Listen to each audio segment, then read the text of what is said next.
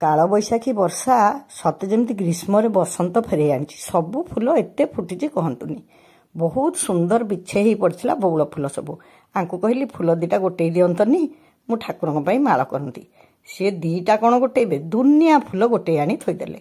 जेते माल कली फुल बड़ी पड़ा सबू ठाकुर मान माल कली मो शाशु शशुर बापा बो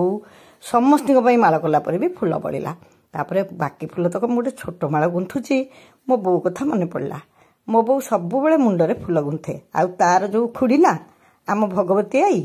से विभिन्न प्रकार फुल सजाई आनी आमको दिए कहे नियलो मुंडरे फुल मारे मन हालुका रहिबो सतरे आज मोर से कथा मन पड़ा आ बो केमती फुल लगाए मु आपण मानकु देखौची से मुंडर चुट्टी भितर ही भर्ती कर दे थाए फुल को आ जते मुंड खोली कुंडाए एते बास्ना हुए आम खाली ता पछे पछे गोड़ौ आज बो कथा मन पड़ा आई कथा भी मन पड़ा आ भाविली सतरे बौल फुलर बास चहटई चौपास ता बास्ना कोठी ना।